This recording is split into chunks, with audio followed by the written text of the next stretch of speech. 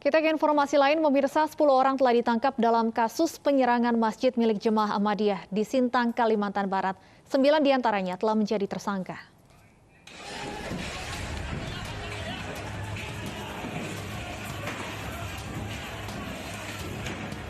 Polisi telah menangkap 10 orang dalam peristiwa penyerangan Masjid Miftahul Huda milik Jemaah Ahmadiyah di Sintang, Kalimantan Barat.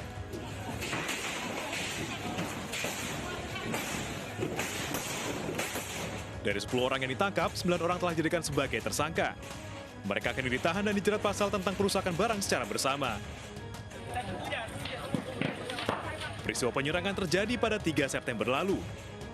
Ratusan warga yang tergabung dalam aliansi umat Islam merusak masjid serta membakar bangunan kayu yang ada di sebelahnya. Sejumlah anggota TNI Polri mencoba mengendalikan situasi. Namun jumlah warga yang tak sebanding membuat aparat tidak bisa berbuat banyak. Penyerangan ini dilakukan karena aliansi umat Islam menganggap aliran Ahmadiyah sesat. Mereka telah meminta pemerintah dan aparat hukum membongkar masjid tersebut. Namun ternyata hanya dihentikan operasional yang sementara. PBNU mengecam keras aksi perusakan ini dan meminta masyarakat menahan diri agar tidak main hakim sendiri. Terlebih Indonesia adalah negara hukum. Mari kita selesaikan segala perbedaan yang ada ini dengan musyawarah untuk mufakat, tidak kemudian main hakim sendiri, karena kita bukanlah negara barbar, tapi kita adalah negara dengan koridor hukum dan undang-undangan yang berlaku. Marilah kita hormati hukum dan undang-undangan itu. Yang kedua, kepada semua pihak, mari tetap tenang, tidak terpancing dengan upaya provokasi untuk memecah belah bangsa. Marilah kita senantiasa kedepankan husnuzon kita, prasangka baik kita, sehingga kita dapat terus membangun kebersamaan secara baik. Sementara Menteri Agama menyebut aksi perusakan tempat ibadah ini sebagai pelanggaran hukum. Aparat keamanan diminta untuk mengusut tuntas kasus ini. Dari Sintang, Kalimantan Barat, Gusti Edi, iNews melaporkan. Siapa otak dari perusakan Masjid Ahmadiyah di Sintang, Kalimantan Barat? Kami akan bahas bersama Kabid Humas Polda Kalimantan Barat, Kombes Doni Charles Go, juru bicara Jemaah Ahmadiyah Yendra Budiana, dan Sekjen PBNU Helmi Faisal Zaini. Selamat sore, Bapak-Bapak. Selamat sore, Mbak Stefani. Sehat selalu semuanya. Semoga sehat selalu semuanya. Saya ingin update dulu terkait proses hukumnya. Saya ingin ke Pak Doni. Pak Doni, sudah ada 9 orang yang ditetapkan sebagai tersangka. Apa peranan dari 9 orang ini, Pak? Ya, jadi perlu kami jelaskan, kemarin tanggal 5 September, awalnya kami mengamankan 10 orang. Kemudian berkembang malamnya jadi 12 orang, karena memang kita punya waktu 24 jam untuk menentukan status orang-orang yang kita amankan. Dan tadi kita sudah putuskan ada 9 orang yang ditetapkan sebagai tersangka. Untuk peranannya masing-masing, mereka berada di lokasi melakukan pengerusakan. Artinya mereka secara bersama-sama melakukan pengerusakan. Ini masih kita kembangkan, kita gali terus keterangan-keterangan yang bisa kita dapatkan.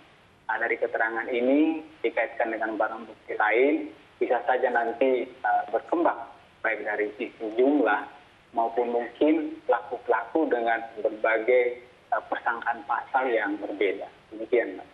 Baik, jadi 9 orang yang sudah ditetapkan sebagai tersangka merupakan pelaku perusakan. Anda sebutkan sebelumnya ada 12 orang totalnya yang diamankan, untuk 3 orang lainnya yang dibebaskan ini alasannya apa, Pak Doni? Ya, saat ini mereka statusnya sebagai saksi. Ada juga 1 dari 3 orang itu yang usianya di bawah umur. Jadi karena status mereka semuanya sebagai saksi. Ya. Baik, sejauh ini dari 9 orang yang sudah ditetapkan sebagai tersangka, adakah yang diduga merupakan oknum provokator atau otak di balik perusakan ini? Belum ada. Jadi penerapan pasalnya yang kita gunakan masih pasal 170, sedangkan pasal lain memprovokasi atau mungkin aktor intelektual, pasal 160 itu belum. Kita mohon waktu, biarlah tim kami di lapangan bekerja lebih optimal di sana. Kita lihat dari berbagai hal, mudah-mudahan dari pengembangannya nanti kita bisa sampaikan lagi di media. Baik, saya ingin ke Pak Yendra Budiana. Pak Yendra, saya ingin tanyakan langsung kepada Anda sebagai juru bicara Jemaah Muslim Ahmadiyah. Apa sebenarnya yang menyebabkan aliran Ahmadiyah ini mendapat penolakan dari berbagai atau dari banyak sekali warga? Nah, perlu diperjelas bahwa di hampir semua perusahaan dan penyerangan terhadap komunitas Muslim Ahmadiyah dari 2008 katakanlah sampai dengan sekarang tidak pernah dilakukan oleh tetangga dekat atau orang-orang yang tinggal di sekitar komunitas Muslim Ahmadiyah. Demikian juga yang terjadi di Sintang. Mereka yang datang bukanlah orang yang ada di Desa Balai Harapan, tempat di mana lokasi Masjid Miftahul Huda berada. Mereka adalah yang datang adalah yang diundang, yang datang dari luar daerah tersebut, dari daerah Sintang. Jadi menurut kami adalah salah kalau misalnya masyarakat secara luas lah yang mempersekusi. Dan masyarakat yang melakukan tindakan kekerasan pun mereka juga adalah korban, yaitu korban dari provokasi dan korban dari ketidaktahuan atas isu-isu Ahmadiyah. Seringkali fitnah-fitnah misalnya nabinya bukan Nabi Muhammad SAW, kitab sucinya bukan Al-Quran, dijadikan provokasi oleh para provokator sehingga timbul kebencian terhadap komunitas Muslim Ahmadiyah. Saya ingin konfirmasi dulu kembali ke Pak Doni. Pak Doni, benarkah bahwa para pelaku perusakan justru bukan berasal dari warga sekitar? Oh iya, sebetulnya bukan ini warga sekitar. Jadi semuanya itu dari 9 orang yang kita tahu sebagai tersangka, ini semua warga Sintang.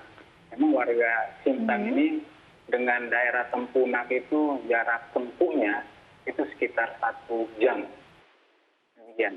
Baik, jadi memang bukan berasal dari warga yang tinggal dekat dengan masjid yang dilakukan perusakan ini ya Pak Doni? Ya, ini hasil temuan awal kita ya. Baik.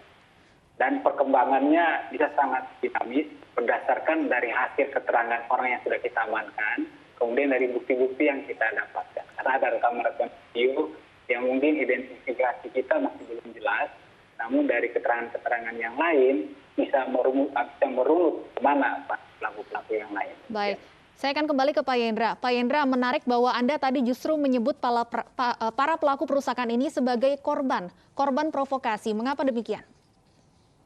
Ya, kebanyakan mereka adalah orang yang tidak tahu tentang Ahmadiyah dan mereka kebanyakan awam. Tentang SKB 3 Menteri misalnya mereka anggap sebagai sebuah pelarangan.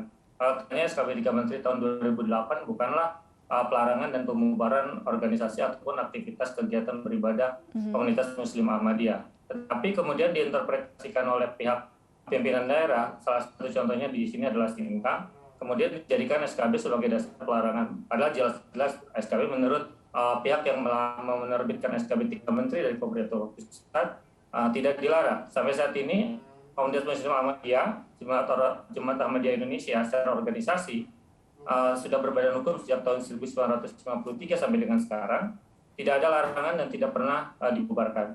Karena itu kami pertama mengapresiasi apa yang dilakukan polisi dengan menangkap para pelaku.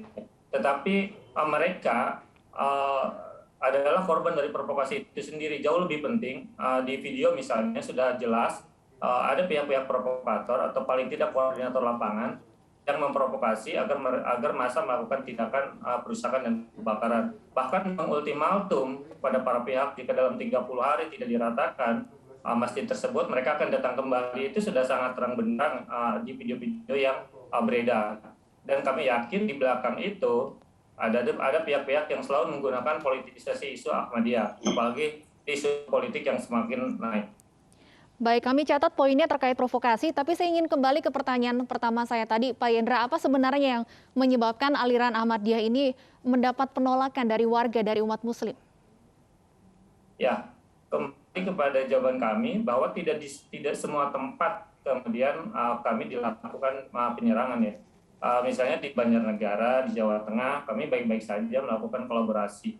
Juga di Semarang, juga di berbagai daerah, misalnya di Jawa Timur, di mana masa NU banyak sekali di sana, kami biasa berkolaborasi. Kami pun melakukan kunjungan dan pertemuan dengan PBNU tahun 2019 misalnya, dan berkomunikasi dengan GP Ansor, melakukan banyak kegiatan bersama dengan GP Ansor, Parayat NU, Muslimat NU.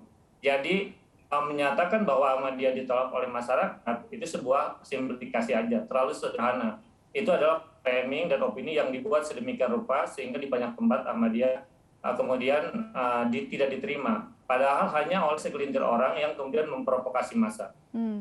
Baik, saya ingin langsung ke Pak Helmi. Silakan, saya ingin dengarkan tanggapan dari Anda terkait insiden perusakan ini. Ya, pertama tentu mengecam keras segala bentuk kekerasan dalam rupa pengerusakan, pembakaran, ataupun cara-cara kekerasan lain, karena sebesar apapun perbedaan kita dengan keyakinan, dengan paham, dengan akidah seseorang ataupun kelompok, tidak seharusnya ekspresi kita itu diluapkan dengan kemarahan, dengan kekerasan. Karena kita ini bukan negara barbar, ya. Kita ini negara dengan koridor hukum dan perundang-undangan. Sehingga saya justru mengajak sebelum ke arah itu, marilah kita terus membangun dialog. Kita punya tradisi, punya budaya musyawarah. Gunakanlah ini sebagai permusyawaratan.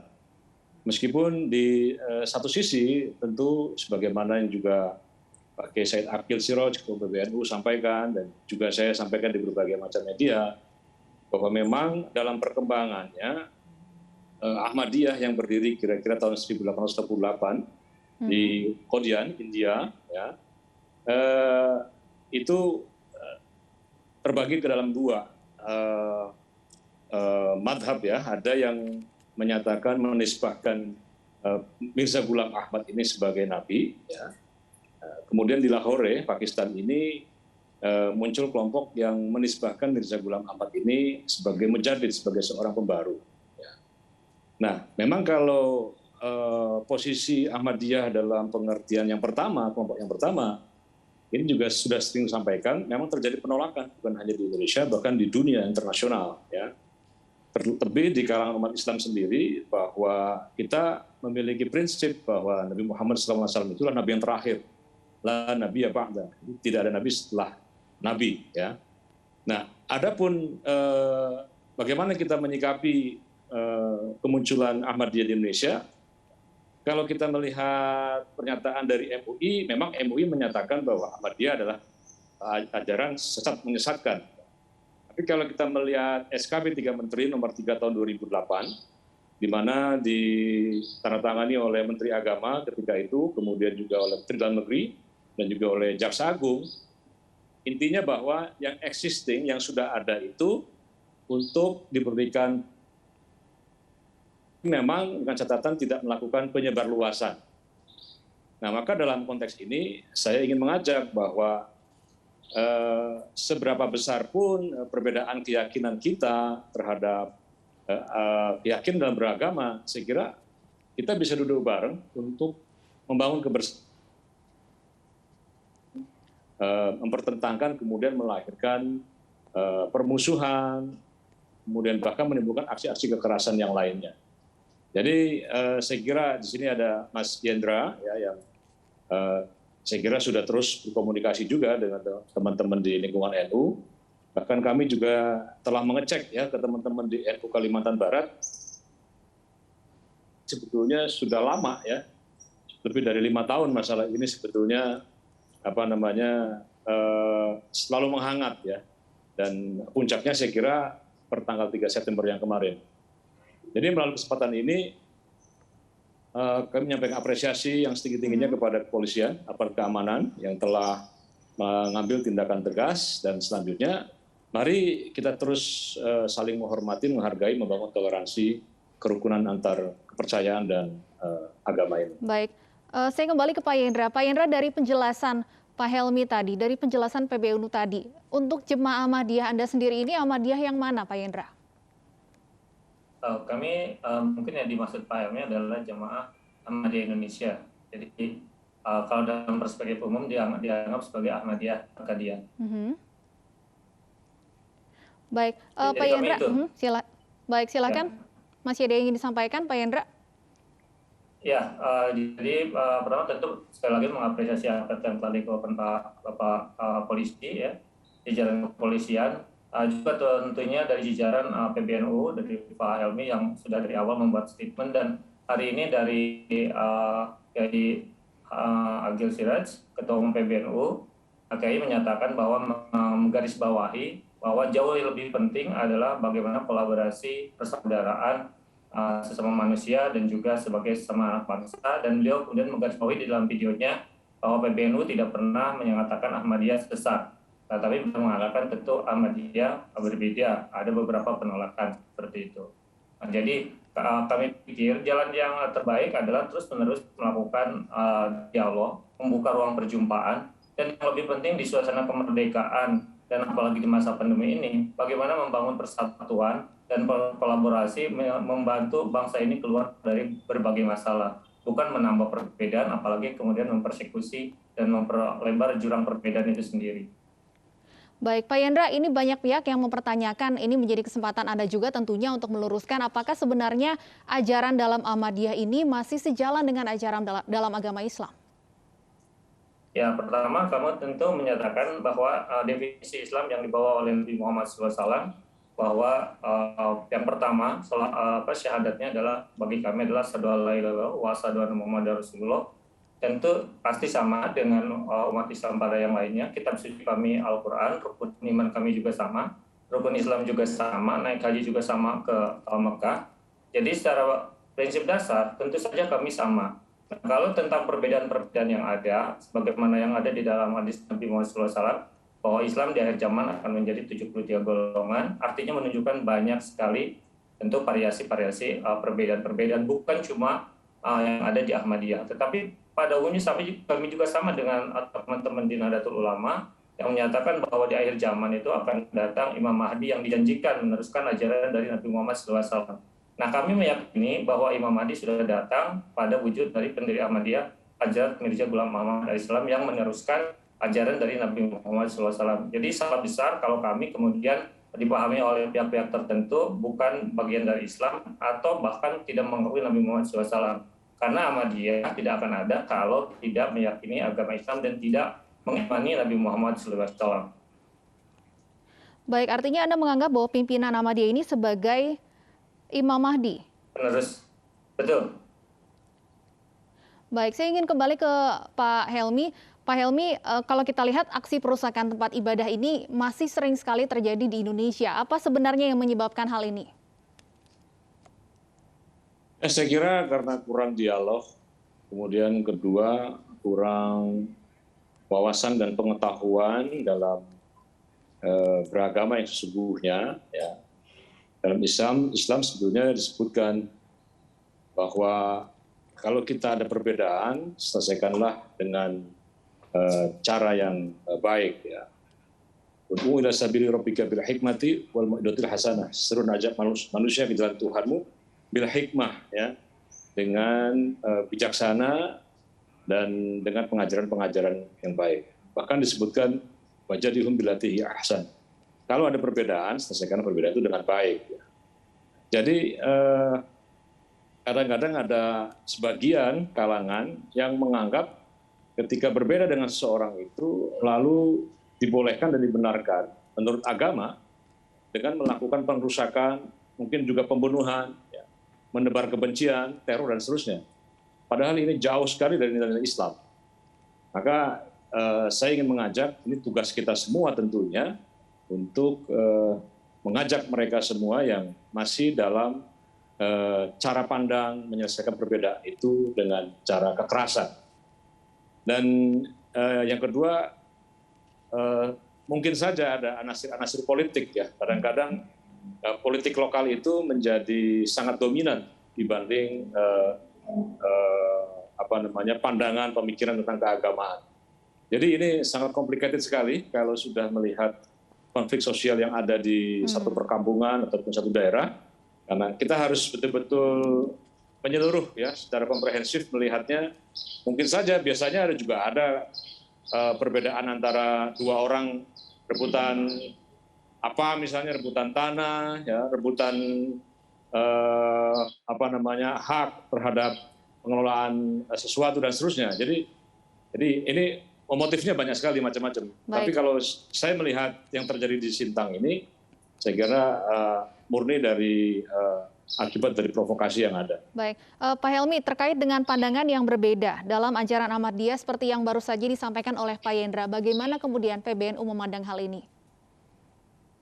Ya, saya kira seperti yang sudah saya sampaikan tadi di awal, ya, bahwa terhadap apa yang menjadi keyakinan dari jemaat Ahmadiyah, ya, itu PBNU sendiri telah melakukan sebuah kajian ya di Bogor pada periode yang lalu ya, dan menyebutkan bahwa faktanya memang masih banyak penolakan-penolakan. Meskipun pandangan keagamaan antara NU dengan MUI ini berbeda. Kalau MUI kan menyatakan sesat dan menyesatkan. Kalau bagi NU memang tidak mudah kita menyebut seseorang atau kelompok ini sesat atau menyesatkan. Kami harus berhati-hati karena kita harus melihat lebih utuh lagi.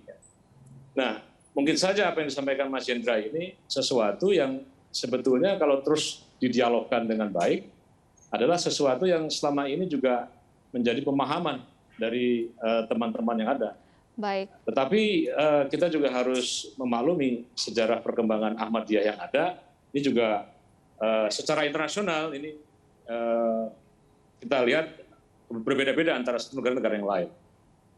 Baik, saya ingin kembali ke Pak Doni terkait dengan yang disampaikan Pak Yendra bahwa perlu adanya pemeriksaan terhadap siapa sebenarnya provokator, bukan hanya tersangka pelaku perusakan. Sejauh ini apakah polisi sudah mengetahui siapa terduga provokator atau otak di balik penyerangan ini, Pak Doni? Baik ya, sebelum saya menjawab itu Mbak, saya hanya ingin mengingatkan bahwa memang saat ini polisi sering dihadapkan oleh permasalahan-permasalahan yang ada di hilir. Dan ini sangat sulit sekali. Karena kalau misalnya permasalahan di hulu tidak diselesaikan secara tuntas, maka ini sama seperti membiarkan polisi berhadapan dengan orang-orang yang sangat sulit kita hadapi. Kita ingat bahwa menghadapi aksi unjuk rasa, baik yang dilakukan secara aman maupun anarkis, ini harus didialogkan dengan baik sehingga akar permasalahannya selesai. Di saat itu tidak selesai, akhirnya apa? Polisi dihadapkan dengan situasi yang sulit. Kita menghadapi orang-orang yang tingkat militansinya tinggi, punya emosi yang sangat tinggi. Apabila dihadapi dengan tindakan tegas, ini dampaknya bisa saja lebih buruk dengan apa yang sudah terjadi kemarin. Misalnya akan terus bermunculan provokator-provokator lain artinya, Pak? Ya seperti itu, seandainya akar masalahnya tidak dituntaskan. Ya kami terima kasih misalnya dari PBNU, dari Jamaah Ahmadiyah sendiri mau melakukan dialog mencari solusi yang terbaik, sehingga janganlah masalah itu sampai dihilir dan membuat atau mengesankan polisi itu seperti ya kayak mohon maaf pemadam kebakaran, karena kita tidak tahu di awalnya, di akar permasalahannya. Kita berharap mudah-mudahan ada penyelesaian di sana, sehingga masalah-masalah seperti ini tidak perlu terjadi lagi. Masyarakat tidak perlu dihadapkan dengan masyarakat, atau mungkin masyarakat dihadapkan dengan sikap tegas polisi, yang juga berdampak mungkin saja lebih buruk, tidak hanya kerusakan materi, jiwa masyarakat pun juga bisa jadi ancaman di sana. Baik. Gitu, Mbak. Baik. Penyelesaian permasalahan harus dari hulu, tapi tentunya kita akan tetap menunggu dan mengawal siapa sebenarnya provokator dari penyerangan yang baru saja terjadi ini. Terima kasih Kombes Pol Doni Charles, Pak Helmi, dan Pak Yendra sudah bergabung bersama kami di ini sore hari ini.